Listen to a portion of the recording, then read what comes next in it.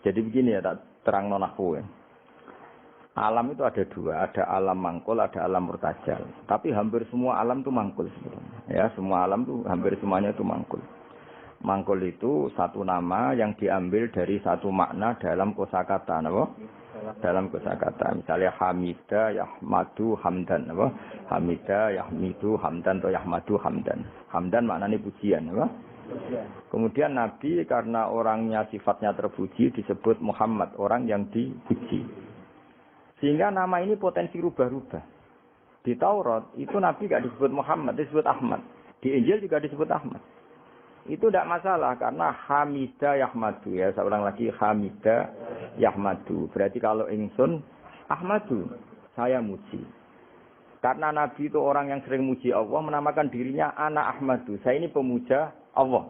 Berarti ana uta ingsun niku Ahmadu muji sapa ingsun Allah ing Allah. Sehingga ketika Nabi misalnya di Injil disebut Farqolit, Munahama, enggak masalah. Selama ini klaimnya orang Yahudi dan Taurat, di Injil Taurat itu enggak ada kata Muhammad. Ya tentu enggak ada karena Injil Taurat itu bahasa Ibrani, no? Di situ disebut Munahama, kadang disebut Farqolit. Tapi maknanya Mahmud atau Muhammad, orang yang dipuji. Paham ya? Makanya hampir semua alam itu mangkul, apa? Mangkul. Nah, pentingnya mangkul itu apa? Kalau suatu saat sejarah itu tidak sama, itu enggak masalah. Karena hakikatnya alam itu rata-rata mangkul. Saya beri sekian contoh ya, semuanya. Misalnya dulu Madinah itu Yasrib, kenapa? Yasrib. Karena ketika orang Ansor merelakan semua hartanya untuk Nabi, saya berkali-kali cerita, Kanjeng Nabi niku datang ke Yasrib, niku migrasinya angkatannya hampir 500 sahabat beserta keluarga. Terus Nabi itu kesulitan karena sahabat si A memberi si B. Pokoknya kesulitan ngelola. Karena kesulitan ngelola, terus orang-orang Yasrib bilang, "Ya Rasulullah, hadhihi madinatuka taf'alu fiha ma tasa." Sudah engkau tidak perlu pamit per personal. Misalnya Nabi mau titip Abdurrahman bin Auf, dititip si A, yang Abu Bakar dititipkan si B, yang Umar dititipkan si C. Kan kesulitan Nabi. Karena Nabi harus mikir yang punya tanah siapa, harus pamit kepada siapa, karena semuanya pendatang. Karena Nabi kesulitan itu, terus orang-orang Yasrib bilang, "Ya Rasulullah, hadhihi madinatuka taf'alu fiha ma tasa." Sudah ya Rasulullah, ini kotamu, kita semua ada ikut punya Yasrib, semua ini milikmu. Maka terserah engkau. Semenjak itu Nabi terus longgar karena diekrorkan miliknya. Semenjak itu terus Nabi memaklumatkan secara umum siapa saja boleh menempati di Madinah sesuai kadar hajat masing. Nah, semenjak itu diarani Madinatu Rasulullah sallallahu alaihi wasallam. Jadi hampir semua kota itu pasti mangkul. Sehingga ketika kitab Taurat, Injil menamakan itu enggak persis, itu enggak masalah. Misalnya Quran yang paling masyhur, sumya bil Quran ya li annahu makru, karena dibaca, maka sumya Quranan. Qara'a yaqra'u Quranan. Tapi Quran juga dikatakan kitab, wal kitabil mubin, karena bentuknya mushaf itu maktub, ada yang ditulis. Artinya melibatkan kitabah, tulisan, maka sumya kitaban. Sebagian disebut lagi Quran itu namanya apa? Mushaf, apa? Karena mushaf itu dari kata sohifah, ada lampiran, melibatkan kertas. Maka disebut yatslu suhufam mutahhar. Paham ya? Makanya suhufi Ibrahim wa Musa. Jadi melihat itu melibatkan lampiran, sohifah disebut mushaf. Melihat itu dibaca disebut Quran. Melihat itu melibatkan tulisan disebut kitab. Melihat konsepnya adalah al-fariq bainal haqqi wa bainal batil disebut furqan, pemisah.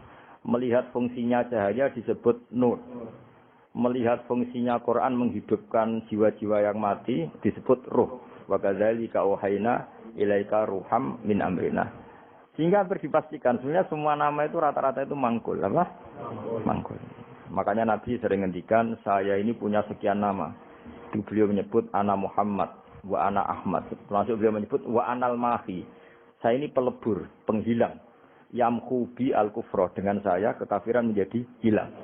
Wa anal aqib, saya ini penutup karena saya adalah penutup para nabi.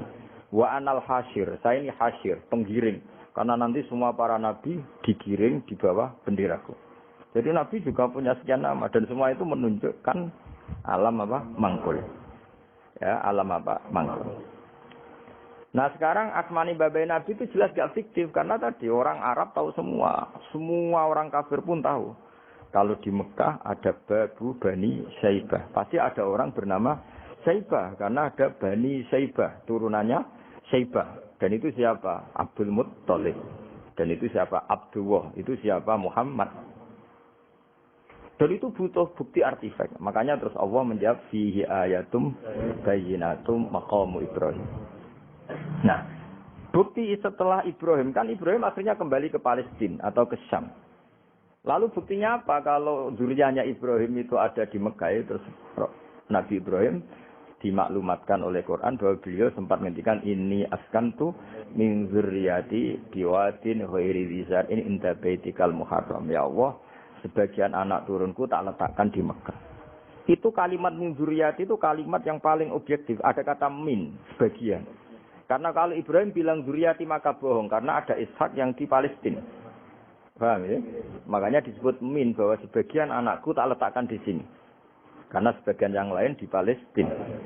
Maka kata min zurriyati ini bukti bahwa Quran itu mukjizat betul. Yaitu memang faktanya Ibrahim itu ada yang di Palestina. Yaitu Ishak. Ishak yang di Mekah Ismail. Nah disebut min dzurriyyati, napa? Terus Ibrahim ngendikan biwadin di lembah. Sebab itu Ka'bah itu di cekungan paling bawah. Bukti sejarah juga membuktikan seperti itu. Mulane kula seneng Ka'bah kena banjir bolak-balik rubuh niku kula seneng. Karena mboten seneng dari segi cemoan mboten, itu bukti empirik. Iku hikmahe kena apa Ka'bah rubuh bolak-balik. Andai kan enggak rubah bolak-balik karena banjir, orang susah nyari sejarah. Ketika Nabi umur 35, Ka'bah rubah mergo banjir. Zaman Umar ya rubah. Karena tadi, Ka'bah itu di cekungan paling bawah. Quran memaklumatkan bahwa Ka'bah itu biwadin, di cekungan paling bawah. Yaitu ada Jabal Abi Kubais di cekung gunung, Ka'bah paling bawah. Nah karena Ka'bah ini zaman Nabi Adam itu rob wa tumain. Jadi ketika Adam mau haji, tanya sama Allah, ya Allah saya harus kemana? Ya sudah ke Ka'bah. Titenani sebuti Gusti ada rob wa tumain, ada roh wa tumain. Ada cekungan dalam tempatnya air. Itu jenis Ka'bah. Zaman itu belum ada bangunannya, ya itu sudah namanya Ka'bah. Terus Ibrahim sesuai panduan itu bikin bangunan di situ. Bisa kamu bayangkan kan bangunan di cekungan paling bawah di sekelilingi gunung. Kan mesti kegerojok ke air. Makanya setiap banjir itu Ka'bah rubuh. Apalagi ya nggak ada semen, nggak ada terus dilapisi baja, nggak ada tuh. Pasti rubuh. Justru itu bagus. Bagus dari segi bahwa shadaqallahul azim ketika mengistilahkan Ka'bah itu biwadin. Paham ya? Biwadin. Jika sekarang alhamdulillah pemerintahan Wahabi meskipun gitu sampai sekarang Ka'bah itu dari Masjid Haram tetap ke bawah. Ya mesti apa? Ke bawah, tetap di cekungan. Sampai sekarang desainnya Ka'bah tetap ya kita di Masjid Haram masuk itu nanti kalau mau ke Ka'bah pasti turun ke bawah sampai sekarang. Wiling-wilingan statusnya Ka'bah itu biwadin ghairi dzar'in inda baitikal muharram. Nah ini penting. Sehingga orang-orang yang mengingkari nubuah pun percaya kalau Muhammad turunan Ibrahim karena semua data mengarah itu. Jadi Ka'bah kena banjir ana hikmah. Aja kok malah nggo ilmu jaduk jare omahe pangeran kok rubuh. Sing jaga sapa? Wong goblok yo. Jadi Allah kalau bikin sesuatu itu pasti hikmahnya besar. Baru era Umar terakhir dari kebijakan Jabal Abi Kubais itu dijebol supaya air tersalur keluar, tidak semuanya mengarah ke Ka'bah. Tapi itu bagus. Ijtihadnya Umar ya bagus. Tapi kenapa zaman Nabi ijtihad itu tidak ada? Memang enggak perlu ada zaman itu karena justru rubuhe Ka'bah mergo banjir itu bukti benar-benar biwadin karena di cekungan paling bawah maka rawan kena banjir.